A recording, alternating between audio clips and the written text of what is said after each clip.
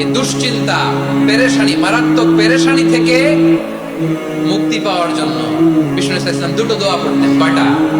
অনেকগুলো পড়তেন। স্পেশাল দুটো দোয়া আজকে আপনাদের শেখায় যাবো, শুনবেন।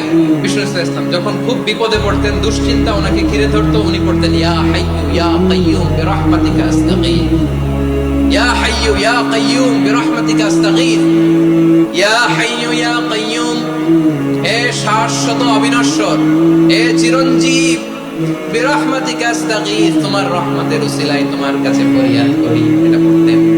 আবার আরেক বর্ণনায় এসেছে ইয়া হাইয়্যু ইয়া কাইয়্যুম বিরহমাতিকা আস্তাগীথ আসলিহ লি শা'নি কুল্লাহু ওয়া লা তাকিলনি ইলা নাফসি তারফাতা আইন। আসলিহ লি শা'নি কুল্লাহ, আল্লাহ আমার সবকিছু আপনি সেটেল করে দেন।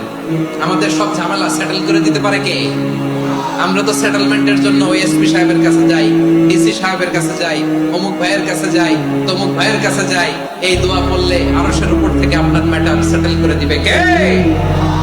তাহলে পড়বেন ইয়া হাইয়্যু, হে চিরঞ্জীব। হাইয়্যু মানে চিরঞ্জীব, যিনি চিরকাল বেঁচে থাকবেন, মরবেন না।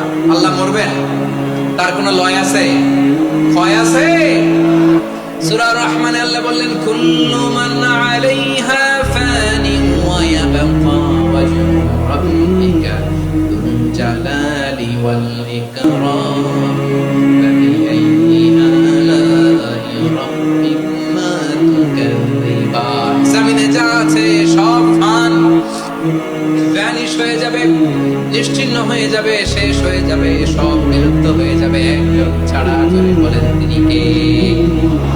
ইয়া হাইয়্যু, আমার সাথে আওয়াজ করে পড়েন ইয়া হাইয়্যু ইয়া কাইয়্যুম ইয়া হাইয়্যু ইয়া কাইয়্যুম বিরহমাতিকা আস্তাগীথ আসলিহ লি শা'নি কুল্লাহ ওয়া লা তাকিলনি ইলা নাফসি তারফাতা আইন।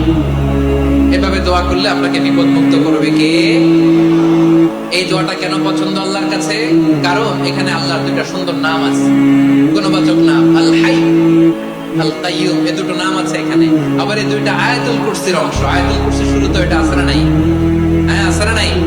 3 নাম্বার কারণ এটা ইসমে আযম। কোন দোয়াটা ইসমে আযম? যে দোয়া ওসিলায় দোয়া করলে আল্লাহ দোয়া ফেরায় না।